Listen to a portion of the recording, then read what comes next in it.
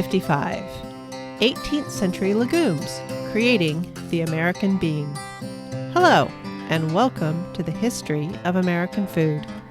This week, I'll be looking at what was going on in the global mixing bowl of the North American British colonies when it came to beans.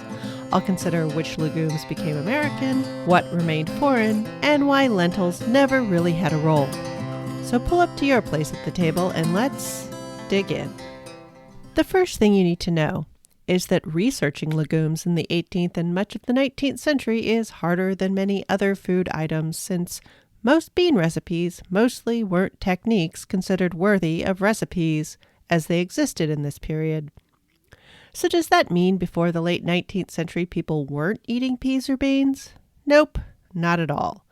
Lots of other sources indicate the sale, storage, transport, and consumption of peas and beans, often with complaints based on their boringness. In the 18th century, there is still a body of cookery that was assumed to be passed down by proximity and not worthy of writing down.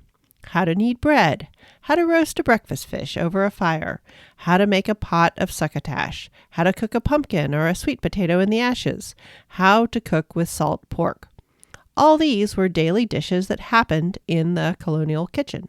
They were also the sort of things that were common fare in households across the economic scale, and typically in the sort of kitchen that didn't have cookbooks. None of these things are mentioned in the Amelia Simmons' First American Cookbook, after all. The only legume reference is how to salt preserve fresh peas so you can bust them out as a surprise at a Christmas feast. And yet, as it became more and more common for people to strike out into the wilderness as just a nuclear family or a small offshoot of a religious community, these are the sorts of dishes that were lost.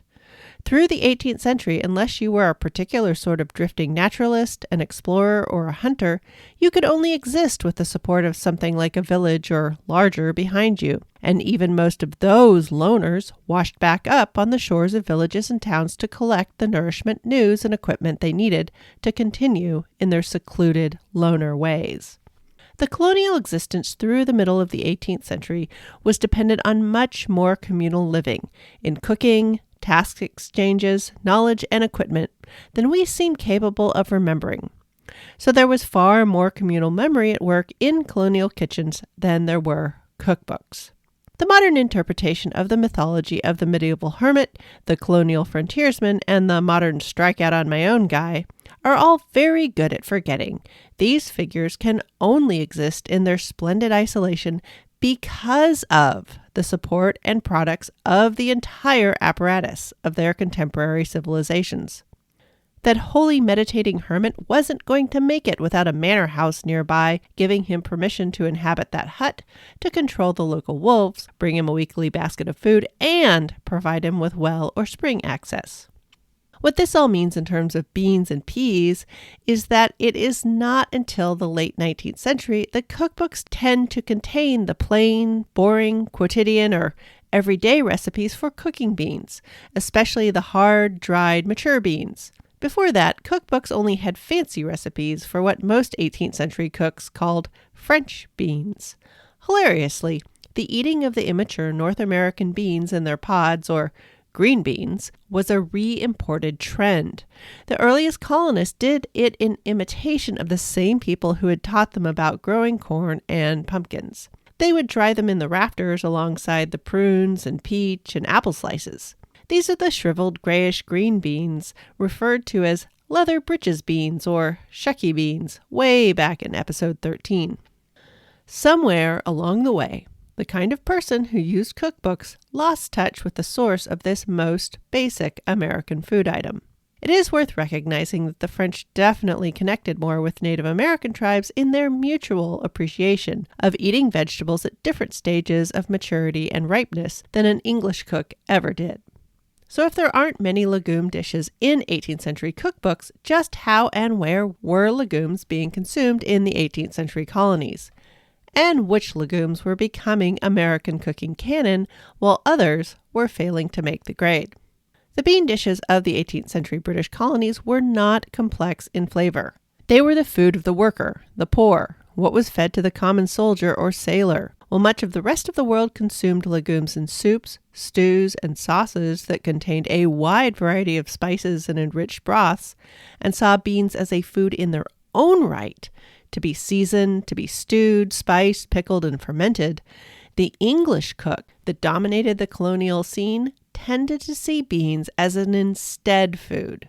Beans were what one ate when there wasn't something better. And that better thing? Meat. Because mature beans were a replacement, a fallback food, the cooks seemed limited to meat broths, onion, and salt.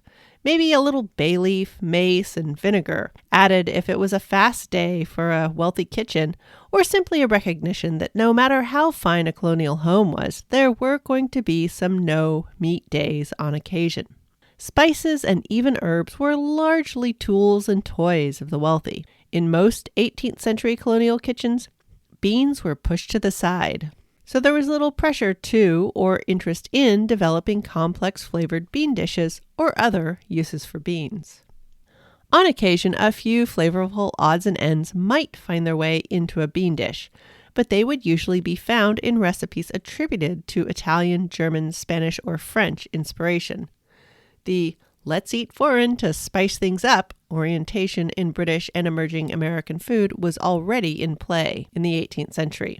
Oh, and real quick, the peanut? That was still a peripheral.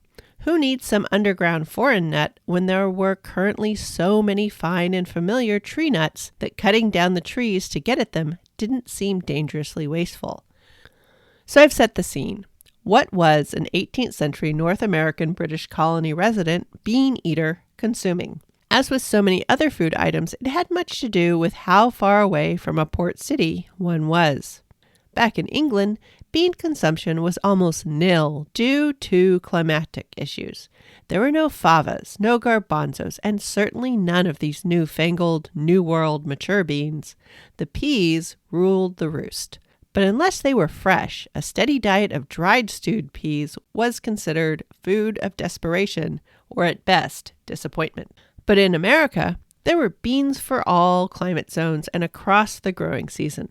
Peas as a fast-growing spring food, along with being storable for winter, had kept its place in the colonial pantry. And it is worth noting that lentils did exist in England, and they had been a common food in the earlier days. But by the time it was swords and castles, lentils had largely been reduced to livestock feed, even among the peasantry, where a nice lentil stew would have added to the diet. But you know, cultural norms and all that.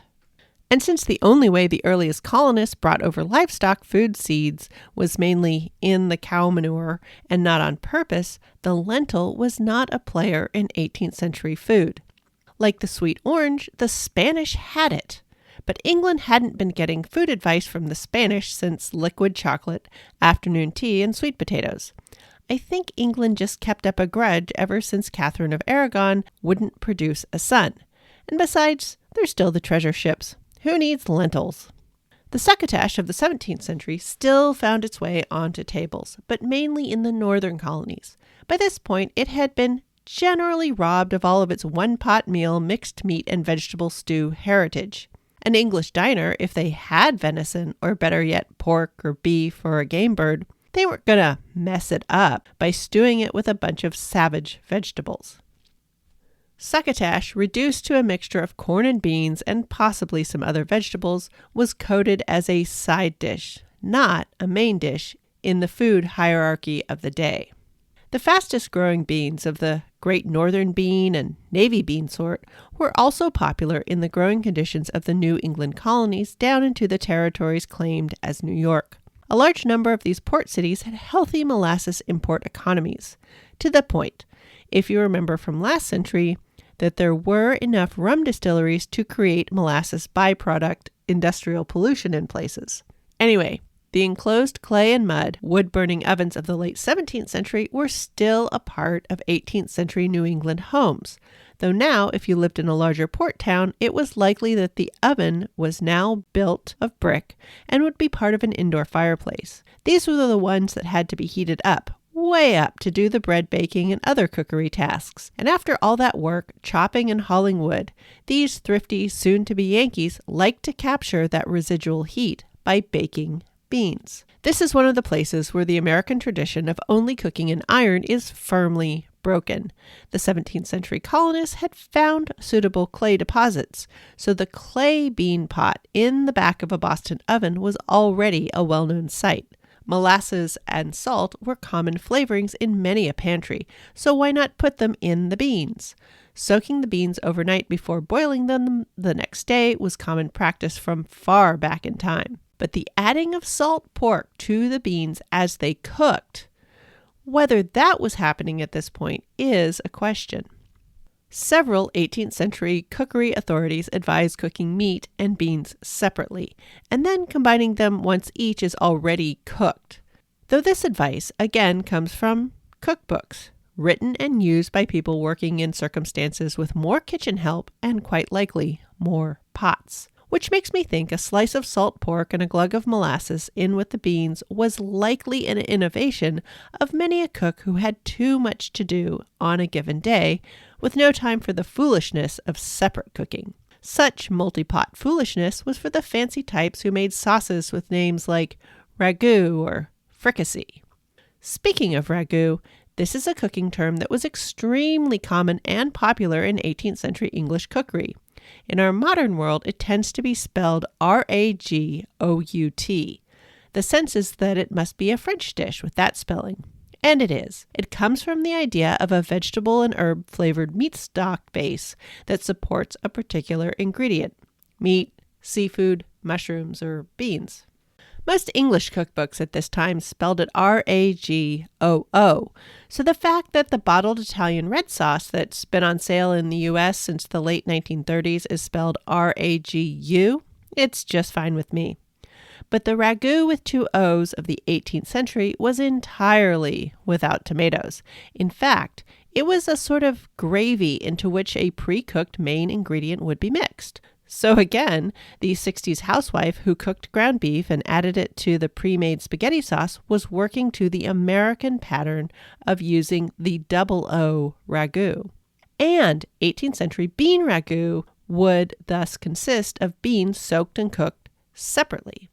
Close to the time for serving, a meat-based gravy would be carried over from another dish or created from butter, flour, wine, or vinegar, maybe some bones and scraggy meat ends, and if you were that sort of house, spices like mace and bay might be added.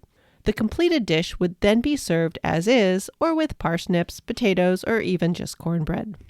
Pickled green beans are an old and venerable American tradition. In fact, it is likely that versions of the indestructible Midwestern potluck dish, 3-bean salad, have been floating around North American tables and relish trays since the first bean crop was picked in each and every colony. This is a simple way to keep beans on hand that can be served up quickly and don't require 2 days to prepare. I can see it now. 3-bean salad and pickled oysters on a winter Boston table when fresh food is scarce, or pulled out of the ice house for a cool summer lunch in Alexandria, Virginia, when no one wants to stand over the fire in the summer heat. As for the styles of bean cookery attributed to foreign lands, well, the German manner involved many more onions than a sensible English recipe. A large bunch, in fact, along with, quote, a great deal of parsley cut small and a pound of butter, unquote. These are to cook down in a closed pan, then beans or peas are to be added and cooked until brown. Which leads one to understand that this must be a recipe for green rather than mature beans. But now, enter the Spanish olla podrida or olio podrido, and the Dutch hutspot turned hotchpotch. As 18th century recipes, these are clearly creations based on extant things, but run through the game of culinary telephone. In the Spanish-speaking world, the word olla is the common cooking pot in which a large variety of one-pot dishes are created, with ingredients changing as one ranges about the regions of the country, the seasons, and the social classes. Somewhere along the way, the olla became the Spanish olla or olea or olio in English cookery, and that came to be understood as a dish in which all sorts of things were added. So a meat pie that contained several types of meat, a large selection of herbs, onions, and get this, garlic, would be termed an olio pie. a stew that contained similar items plus cabbage, root vegetables, and soaked and cooked beans as well, would be found in a cookbook under the name olla, olla podrida, or olea. The New Amsterdam, now New York Dutch, had similar dishes termed hodgepodge or hodgepodge. For the Dutch, like the Spanish, this was a specific dish with a history and particular manner of preparation. However, in the annals of 18th century English cookery, the olla and the hodgepodge were often used together in the description of end-of-the-pantry dishes, when there were bits of this and that to be consumed. Regardless, the meat was to be boiled to make a stock, and then the vegetables were added as their cooking times dictated. Green beans would be added with other vegetables, but mature beans were again cooked separately and added at the end. So what could be rather elaborate and rich, or at least generous dishes when they were in their home countries, got turned into kitchen sink stews in the hands of British colonial cooks. So the mature bean was not a glamorous or even particularly comforting item in the 18th century kitchen, except in its emerging role as the Boston baked bean, which is why frijoles a la chara and a proper batch of Kentucky soup beans still strike the modern American cook as black magic. African beans, like black-eyed pea, the pigeon pea, and the horse-gram bean, all existed on North American shores, but they were not mentioned in cookbooks. However, the black-eyed pea especially was definitely being used in Southern kitchens, for it begins to show up in cookbooks in the 19th century. So it had to have been making inroads, if only on the fringes, for there to be a Hoppin' John, that is highly seasoned black-eyed peas cooked with smoked pork, and then red beans and rice showing up in future cookbooks. They had to be making an impression here in the 18th century, for these were ancient formulations. The Americans were late to the tasty bean party. Instead, the 18th century fascination with the legume family lay elsewhere. One item of admiration was the perfume and face-clarifying power attributed to bean flour water. What, you ask, is bean flour water? In Hannah Woolley's 17th century book of advice for women in matters of beauty and physic, she repeatedly mentions the use of bean flour water, instructing that it be made in much the same manner as the orange flour water of the earlier episode. Which bean does she mean? Alas, we are left in the dark. It seems likely that it would have been a New World bean, as this would have been fashionable as a new decorative item in English gardens, where the Old World ones were, well, old news. And several of the New World beans do have curious appearances and inviting scents. And the New World bean would probably have the glamour, hope, and magic of many another New World plant like sassafras or sweet potatoes. Anyway, gathering and distilling the flowers just after the morning dew had dried was a surefire way to cultivate a lovely complexion. So while beans were not so popular on the dinner plate, they definitely moved their way into 18th century gardens. And before we close the book on the 18th century bean, there is one surprise entrant: the soybean. The Japanese pea, or Chinese vetch, was clearly a valuable crop in their countries of origin. It was eaten as a bean in a limited fashion and was used much more commonly as the base for a milk, for a cheese. Please see 17th century thoughts on the use of the word cheese. It was definitely not a dairy-only substance at this point. And of most interest to the 18th century, it was fermented into a curious, long-keeping, savory sauce. As I have mentioned before, the 18th century world was a twitter about the miraculous savory sauces, especially the ketchups, sailors were bringing back from the Far East. Everything was getting ketchuped. This shoyu, or sauce of the soybean, was of interest to the same crowd. Enter yet another mad botanist, this time one Samuel Bowen of Savannah, Georgia, previously an employee of the British East India Company. He became fascinated with the bean and the sauce. In 1765, he established the bean on American shores. He set about making an American soy sauce that he exported to curious audiences in Boston, Philadelphia, and even London. Word of this soy bean got around to the point where Benjamin Franklin and John Bartram, botanical bigwig from the garden episode, they became curious about this item. There was some consternation and curiosity around other spicy bean sauces and the bean cheeses of East Asia, but in the main, meat was seen as always superior to vegetable foods, and hot and spicy was mostly a bridge too far for much of the 18th century colonial crowd. Vegetable-focused diets were generally seen as arenas for the religious cranks and the poor. So in the end, the 18th century soy sauce, and bean cheese efforts all, in the end, met with a lack of general enthusiasm. So exploring the capabilities of soybeans as human food would be left for the future. However, the soybean plant, being hardy and protein-rich, did catch the eye of the cattle-raising population in the Carolinas. Soybeans lack the same level of hemagglutinin or blood clumping activity that New World beans can have when mature but raw. So while the 18th century farmer didn't know about protein or nitrogen fixing or that other stuff, they could see that this Chinese vetch and its seeds seemed to be a good plant to add to cows' fodder. It had a fattening effect, both in its mature form and as a green growing plant.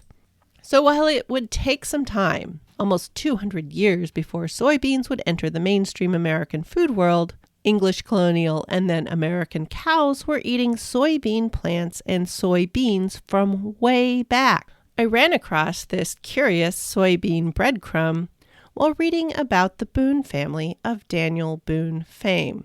As part of their cash cropping strategy, they would apparently grow soybean seeds for growing rich fodder and sell them to other frontier families raising cows. Could have knocked me over with a feather. And as a final note, I have a personal stance that the extended American aversion to garlic hindered their ability to fully appreciate the possibility of beans. I mean, without garlic, just how good can beans be? And in the 18th century, English and American and even Northern French cooks had more of an aversion towards, rather than an affection for, garlic. The notable exceptions were a few wealthy plantation kitchens run by enslaved cooks. And these were also the places colonial kitchens were just starting to tiptoe up to the idea of adding a little peppery heat to their feasts. The gardens tended by the enslaved who had recently arrived from West Africa, either directly or via the Caribbean, were already home to many varieties of chili peppers, and they were used alone or even sometimes with black pepper. So an appreciation of properly spiced stewed beans with rice was developing in the Caribbean, South Carolina, and Virginia. But that will have to wait until after these colonies become American before properly spiced beans will start to become American food. Next week, it's time to return to wheat and barley now that immigrants from the religious and political turmoil of the German Impression states have set up numerous enclaves in the British colonies. There won't be so much talk of baked goods and beer. Those get their own episodes. Instead, this is going to be a tech-heavy episode about how much early mechanical innovation centered around the processing of grain. Thanks for listening. I'm still just a little podcast out there in the big world, so any review you can contribute makes a real, actual difference in me being more visible in this sea of shows out there. Stars do something, but words, they do even more. And I appreciate knowing what brought you in. Show notes for this episode will be at thehistoryofamericanfood.blogspot.com. Along with any promised pictures and links, I'll also include interesting media I consumed for the episode. Email questions or quibbles will reach me at thehistoryofamericanfood@gmail.com or on Twitter @THOAFood, where I hang out the most. Music for this podcast is Fingerlympics by Dr. Turtle, and the link to the show notes is also in the show's Twitter and Insta bio @THOAFood and in the show description.